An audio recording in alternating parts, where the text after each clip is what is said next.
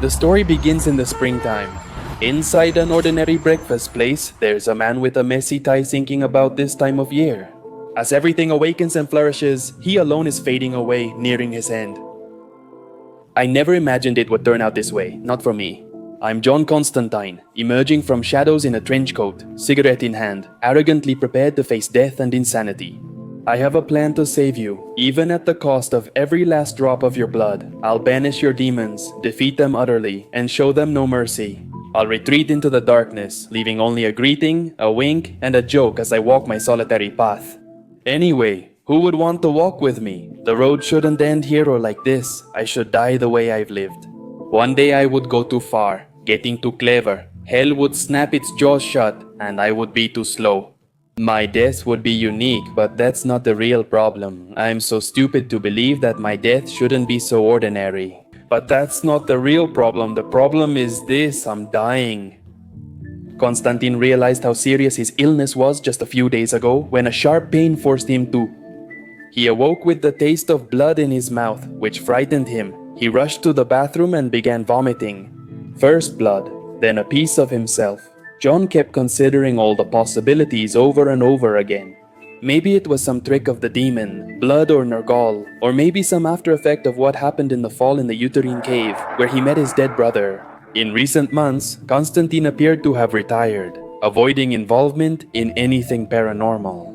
He went out with his friend Chaz a few times and spent Christmas with Cheryl, but nothing else. What was happening to him? It was an ordinary matter, but John wouldn't accept such a simple answer.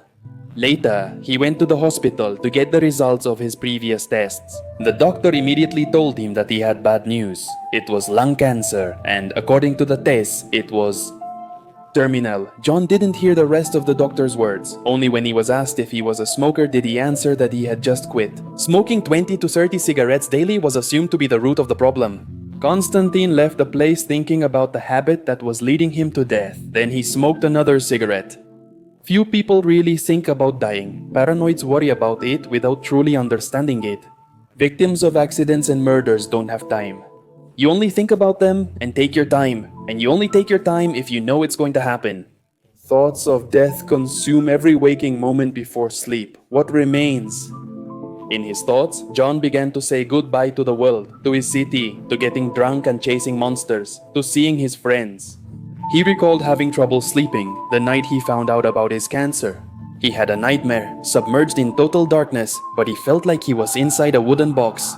He felt how he could descend until he hit the ground, and then he heard the sound of dirt falling on him. Could he feel the pressure of being buried? Suddenly, a light appeared, and someone reached out their hand to him. It was Astra, the girl he couldn't save in Newcastle. John still remembered her. It was impossible not to after that tragedy. She told him that now they were both dead. She tried to guide Constantine on his path, but he refused to proceed. Then, his furious friends surrounded him, blaming him for their presence. Despite attempting to justify his actions by claiming he dealt with those who harmed them, it was insufficient. They jumped on him and finally he was able to wake up. He smoked another cigarette to calm his nerves, but the vomiting and blood returned, preventing him from sleeping. That afternoon, he visited his old acquaintance Mark in the hospital. He lied to him, saying that his aunt was dying, so his friend offered to take him to the cancer ward, where they treated those patients.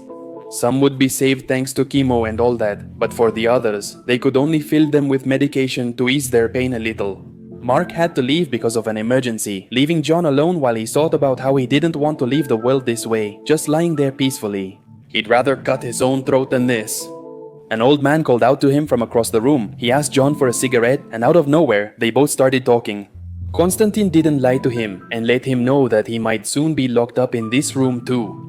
Matt, a war veteran, returned home post-war to a changed country. He smoked and drank excessively, leading him to his current situation. The old man asked Constantine what he really planned to do, since he didn't seem very eager to move to this place. John was uncertain. Suicide wasn't a choice he would consider. Unable to answer, he bid farewell to his new friend, vowing to visit again. And indecision kept consuming his mind as he smoked another cigarette. Dr. Ellis called him again to ask if he could come in for another appointment since his blood was quite strange. For a moment, Constantine had thought he would tell him there was some hope for him, but no, the damn doctor just wanted his blood. The anger seemed to have given him determination. But since he left his apartment, he has only been sitting here, and that was until the manager kicked him out of the place. I'm finished. I can try many things, and I will. I'll fight for any breath of life, no matter how remote it may be. I don't know if I like my life, but I won't let it go until I find out. But no matter how much I do, despite everything, deep down I know I'm going to fail, I'm going to die.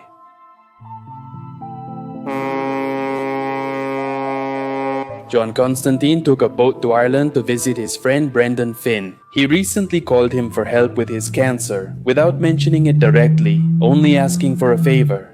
And although Brendan sounded tired on the phone, he was still glad to hear from his old friend. And it might be a coincidence, but he also needed help with something. Finally, he arrived at that old tower on the seashore, a pretty peaceful place where no one interrupted Brendan from his strange spells. John knocked, was welcomed warmly, and accepted the drink he was offered. Both of them caught up on the last few years, talking about family and friends who had died since the last time they saw each other. And above all, Constantine could notice that his friend looked somewhat pale and worn out. Brendan thought they had talked about enough misery for today, so he took his guest to the cellar, to the place where he kept his precious wine collection. He told John that this was like his religion. The old days were great, but he was too old for adventures now, so he chose to leave magic behind. He led Constantine through a secret underground tunnel that he hadn't told anyone about. Brendan had accidentally discovered an old structure. Manuscripts suggested that St. Patrick, an Irish Catholic missionary, had visited the location. But the most important thing was that, besides this small room, a holy water spring had been preserved in the center. Brendan took out a table, drew a pentagram, and lit some candles to perform a transmutation spell. He made a reference to Christ turning water into wine, but they were in Ireland, and he summoned the best stout beer that any human had ever tasted. With a smile, John found it amusing that his friend was still going on with these absurd spells. He served himself again, but warned that magic shouldn't be used for this purpose. Time passed, and they kept drinking. Constantine finally revealed to his friend that he was seeking his help to cure his cancer using an unconventional method. And once Brendan analyzed the whole situation, he started laughing out loud. John got furious for a moment because he didn't understand what was so funny about his death, and it turned out that the favor Brendan needed was the same thing. He was also dying because of his liver. He even felt death was just a few hours away. Now we can only get drunk and to hell with everything. I'm dying, Brendan is dying, I can't help him, he can't help me, and we don't care at all. I put all my hopes in him, and he put all his hopes in me. What a waste of time, and thank God, because I'm drunk and happy, and with my friend. Thank God. After one final drink, Brendan was overcome with sudden fatigue and sat down on the floor, unable to continue. He lacked the strength to walk Constantine out, so they simply said goodbye. John headed for the exit of the old tower, thinking of Brendan as just another name added to the list of dead friends. But at least this time he was able to say goodbye properly. He was happy about that until he saw him standing at the entrance door. The scent was unmistakable. The first of the three was here, Satan, the Lord of Hell. He hoped for an invitation inside, but none came. John tried to focus, questioning his presence there. The devil had come to collect Brendan Finn's soul. Constantine followed him, claiming he was interested in being a witness in this, just to make sure things were done properly. The first one didn't see this as any setback and allowed it, calling John by his name. He didn't know he was known by the devil, but the latter claimed he knew his father, who was in hell. Condemned for hating his own son, Constantine stayed behind, a little stunned, thinking, and then began to smile. The first one declared loudly that the deal had been fulfilled. Brendan Finn gained knowledge and power to assemble the finest wine collection of all. The only clause in the contract stated that the soul had to be collected before midnight on the day of his death. If this rule was broken, the deal would be void and he could go to heaven. The devil smiled as he remembered this. Maybe Brendan thought he was clever enough to trick him into losing this deal, but that wasn't the case. To him, we were just mortals, stupid, proud, and deep down, pathetic. There were still 5 minutes left until midnight, and John couldn't think of anything else but to offer the devil a beer.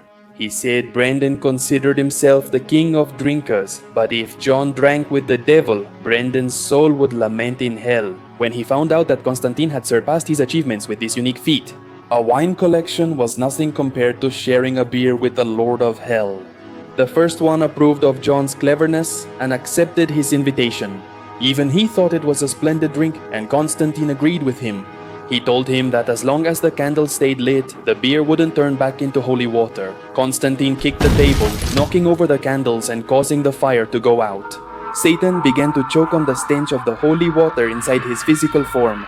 He couldn't even curse John Constantine because of that suffering. The devil's body began to burst from the inside, splattering pain and blood. It was as if the skin and flesh started to melt, leaving everything inside exposed. John broke a bottle in half and smashed it into the demon's face, shattering his features and knocking him into the fountain. The screams stopped, and the first of the three had returned to hell. That's what happens when you're stupid, proud, and deep down pathetic. I saved your soul, my friend. You can hear glasses clinking somewhere. It was good. For a moment I felt young, like the drink had brought back the old Constantine. The bastard came in here like a king, threw down the gauntlet, and because I was drunk, I picked it up and shoved it up his ass. But I'm in trouble. He's furious, and I don't want to imagine what he'll do to me when I show up. Before, I didn't want to die, but now I don't dare. The games are over. Time to get serious or desperate, depending on your point of view. The nightmares were there every time John Constantine closed his eyes. It's been a month since he found out he had terminal cancer, and the discomfort was starting to get worse. Headache, nausea, blood in his throat, and lack of energy. For 2 weeks he had been looking for someone who might be able to help him, and finally she appeared. Her name was Ellie, a demon. She reminded him that he would die soon, and the devil would be waiting to take his soul and tear it apart slowly. John was frightened but not remorseful. Brendan was his friend. After all, there was nothing to lose by asking Ellie if she could convince Satan to forgive him. But no matter how many favors she owed him, this demon couldn't help him. Things only got worse for Constantine. Before he left, Ellie told him he only had 2 options from now on. John dismissed repenting for his sins to go to heaven, knowing neither he nor God would believe that story. The other option was to go to Gabriel. It wasn't ideal, but it could work. They both said goodbye, hoping to see each other again, and John took his train. He went to visit his friend Matt at the hospital. They talked for a while. They also drank. Constantine asked him how he had taken the news of his cancer when he was diagnosed, to which his friend replied that it was a couple of years ago. They also told him that he had heart problems and cirrhosis, and he didn't care to follow the doctor's orders. He preferred to keep smoking and enjoying life, than die quickly of a heart attack rather than waiting for months bedridden. One day he collapsed to the ground, but he didn't wake up in heaven. He woke up in a hospital. There he realized that his plans had been ruined. John thought it was a good idea, even though it didn't work. Matt asked why he still hadn't started treatment, and Constantine just mentioned that he still hadn't tried everything. He said goodbye to his friend and headed to the Cambridge Club in the rain. In front of the fireplace, he saw Charlie Patterson and Gabriel. The first of the two was an arrogant man, with intentions of starting racial wars in this and other countries, and the second was an archangel. When Charlie left, Constantine took a seat. He shamelessly asked how this entity was doing in eternal life, and then wanted to know if he would help him with his illness. Gabriel simply replied no. John had helped this guy in the past, but for the archangel, debts meant nothing. He lacked empathy for humanity. Speaking coldly, he forbade Constantine from throwing tantrums in his presence. John insisted that the good he had done for others should be taken into account, but Gabriel knew that the harm he caused was greater. That's why John was condemned to hell and no one could help him. He ordered him to step back, but Constantine, upset, demanded an explanation for why this was happening to him, and the answer was simple. He was dying due to smoking 30 cigarettes daily since age 17. And he was going to hell for his sins, for mocking the commandments, for trying to kill his father, for risking his friends' lives, for leaving them when they were no longer useful to him, for playing with forbidden magic and witchcraft. Had he broken the rules that easily, John Constantine became even more upset. He stood up and began cursing Gabriel and his kind, who made the rules black and white without comprehending humans.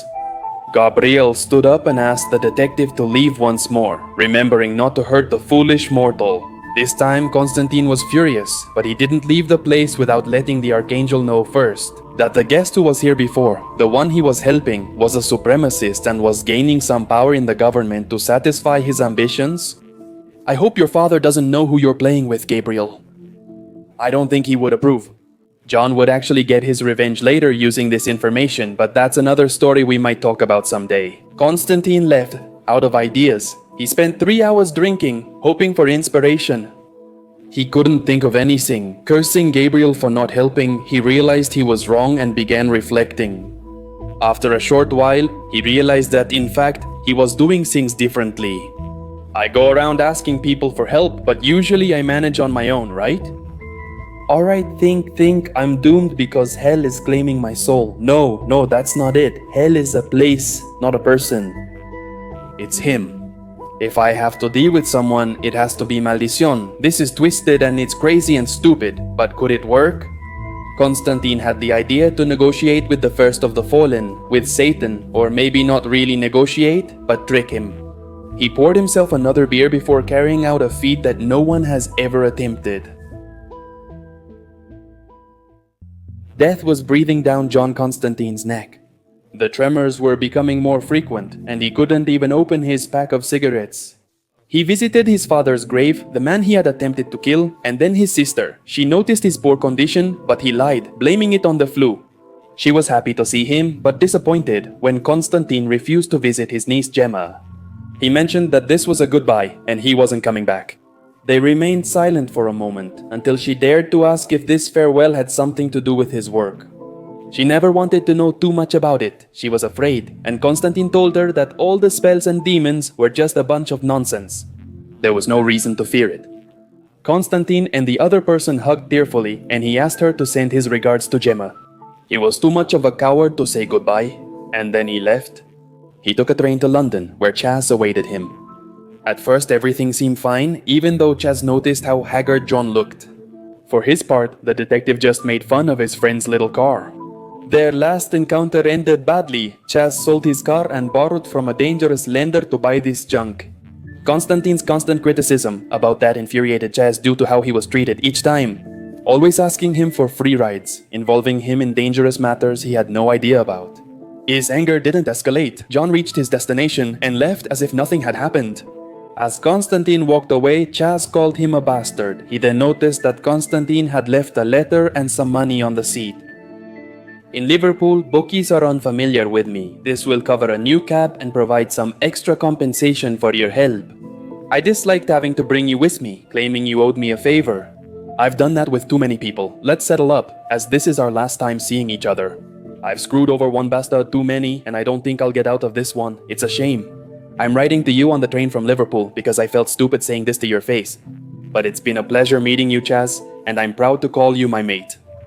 I'm happy we're parting as friends. Chin up, mate. That night, John felt that death was about to catch up with him. He was sure of it. It was just a matter of hours. He visited the hospital for a final goodbye to Matt, but before the somber farewell, they talked as they normally would. The veteran's dark humor, which involved insulting the medical staff and joking about his cancer, appealed to John. They laughed for a bit, but it was time to go. Constantine said he wouldn't return and apologized. Matt stood up for a moment.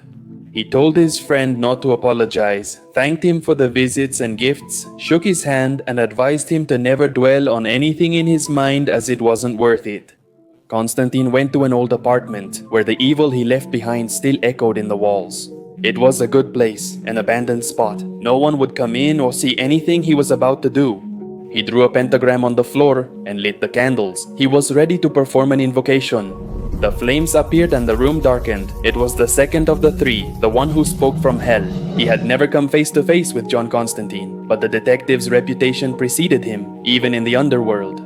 John was direct, stating he called for business. The other person heard the offer, accepted, and left. Constantine took a few minutes to catch his breath. He cleaned the floor, drew another pentagram, and used new candles to hide the scent and the trail of the second. Only then did he call the third of the three. This entity usually changes shape every moment into grotesque forms. John is forced to endure the nausea, and after a few minutes he is able to close the deal. He seemed on the verge of fainting every minute, but couldn't let himself. He took out the wine from Brendan Finn's house. He took one last drink, toasting to his friend, to Chaz, his other friends, and even those no longer around. Also to his sister, father, and himself, because he deserved it and had done things his own way. He inhaled deeply as the moment arrived, his heart racing rapidly, sensing time was fleeting. He took out a small blade and cut his veins while screaming in pain and falling to the ground. Now he was in the presence of the first of the three. Constantine only had 5 minutes to live before bleeding out, but Satan didn't care. Cancer or suicide was the least of his concerns. Soon he would have that filthy soul in his hands to punish it for the rest of eternity. So he just stayed there, just watching. Demon blood falls like urine onto the ground, an obscene drip that gnaws at the boards and forms pools of black night wherever it rests. I see my face in the puddles, and even though it's distorted to the point of mutilation, I don't look away. Anything is better than looking at his face. Satan smiled malevolently, longing for Constantine to finally close his eyes, knowing that his last minutes would not be pleasant. It wouldn't be worse than a stomach full of holy water, John replied, angering the former. The demon vowed to kill him every minute for eternity.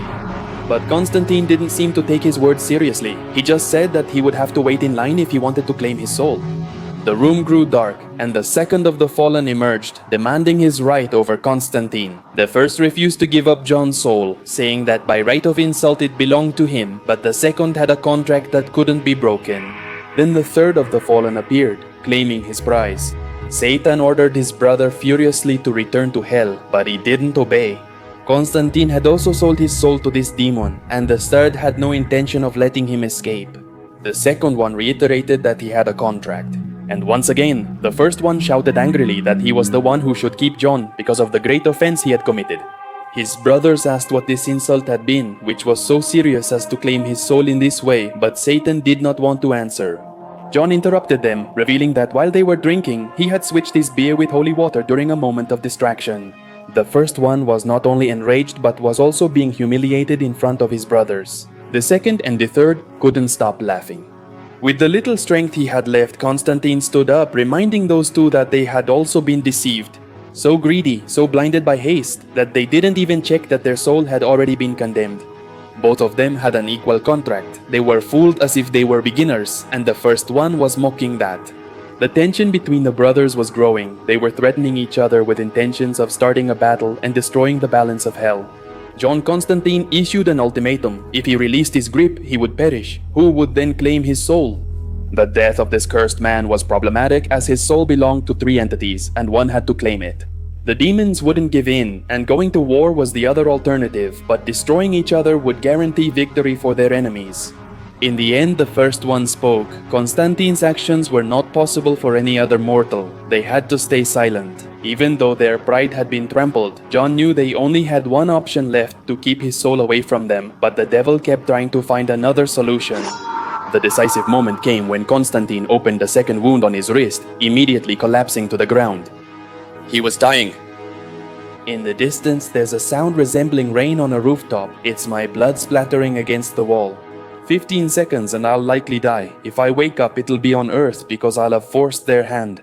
Or in an eternal, mindless heaven where the adversaries will have destroyed each other. I'm starting to stop thinking. The second one was begging for his life to be spared. The third claimed he wasn't afraid of war. Then, the first one made a decision. He went to the dying Constantine and told him he would heal his wrist and his cancer. He conceded defeat, but threatened to make him suffer greatly. The devil opened John's chest with his bare hands.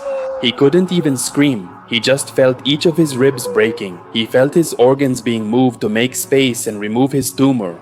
His heart was slammed against his spine, his lungs incinerated and replaced with new ones.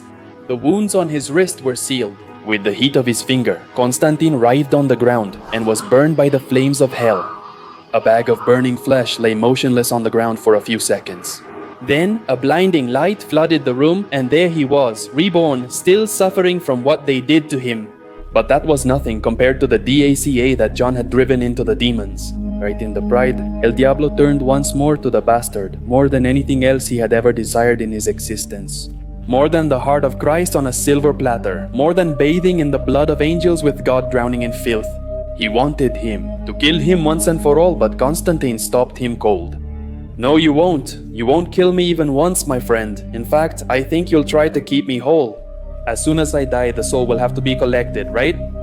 My fall will lead to war and loss for all, but life will be good. With the 3 watching over me, John turned around, lit a cigarette, and thought about how he had become the most hated man in history. He still had a reputation to uphold. He turned to look at them and flipped off the three demons, savoring his victory with a mocking smile on his face. You do pretty stupid things when your head isn't clear, right? Maybe you get drunk and confess your true feelings to the woman you love, ruining everything. Or maybe, fed up with your loudmouth friend, you decide to silence him permanently with violence. I told the devil to go to hell and flipped him off. Hard to top that foolish act, but it's not the only one. I'm John Constantine. Doing stupid things is part of who I am. Believe it or not, I've found a cure for cancer. It's easy. You just have to sell your soul to the three fallen brothers. If you die, they'll fight over your soul and heaven will eat them alive. Do you understand me? But here's the good part. If you die of lung cancer, they're in deep trouble, and the only solution left for them is to keep you alive. And that's how it was. No one had ever done that to the three of them. No one. It's unthinkable. It's just not done. Imagine the insult that represents immortal rage in the face of mortal insolence. The first man to defeat them is a nobody. Some souls will be speechless by this until Judgment Day, but I have no sympathy for the devil. And what I did to the three of them is nothing compared to what I almost did to the world. I was willing to let hell be torn apart for my soul, to let heaven win the war, to condemn creation to be a slave to the angels. Selfish, stupid, arrogant. I remember walking out of the room where it had all happened into a summer night, breathing in what passed for fresh air in London, pretending it smelled like Victoria. When I realized what I had done, I almost went crazy. I almost went straight to the madhouse, screaming all the way. Only one thing could save me, a personal 2-day drinking binge. Drinking until nothing mattered and everything else was secondary, except for that blurred pain behind my eyes. Well, it worked. I feel like crap. My stomach feels full of cement and my brain is a bucket of vomit, but my head is clear. John Constantine left his room to get some air and then he remembered something. He ran in the rain and accidentally ran into an old acquaintance, Catherine Ryan. They caught up as if 8 years hadn't passed since the last time they saw each other. If you don't know this character, let me explain quickly. She was once Brendan Finn's partner. They cohabited, and Constantine enjoyed spending time with them, escaping the dark magic and his troubles. He was also in love with her, but never acted on it out of respect for their relationship. However, when the two of them broke up because of Brendan's alcoholism, Kit and John started a relationship that ended shortly after. At this point, Kit had learned about Brendan's death, so they toasted in his memory. Shaz entered and ran into his friend unexpectedly. He cursed at him. Noticing he was still alive and realizing his tears were meaningless, he ignored him, ordered tea, and asked no further questions. Catherine asked what all the commotion was about, and John gave her the short version of the story. A few days ago, he said goodbye to everyone. He still needed to call them back to let them know he was okay, and then he remembered Matt. Did he feel guilty for having wasted 2 days drunk? Instead of visiting his friend, he got out of the taxi cursing and believing that he had let someone down again. He ran quickly toward the cancer ward, thinking that Matt might already be dead, but no. Everything was fine, and the veteran was surprised to see John in such good shape. Kate also arrived at the room, and they were introduced. Knowing that the friends needed to catch up, Ella decided to go get them something to drink. When she left, Matt praised her, having noticed something special between John and Kate. He told him to take good care of her, as it was clear she knew him well. Constantine was only genuine with his closest friends, not others. Keeping them was crucial to him. He told him to remember everything, then went quiet. John summoned a nurse. Before he knew it, Matt was coughing up blood and screaming in pain. The other nurses arrived and tried to help him, but it was too late. The veteran's screams ceased as he passed away. Constantine immediately left. After this, he headed for the exit, cursing himself as he felt guilty for having managed to recover from his illness. Unlike those who don't have the same opportunities as him, John had mocked the devil himself, while the others had no choice but to fall. Heath had just returned to the room, observing the unpleasant scene. He quickly searched for John outside. John was kneeling on the ground. As he heard her approach, he told her to keep her distance. He would only hurt her like the others, but she was willing to take that risk. She hugged him that night in the rain while he cried.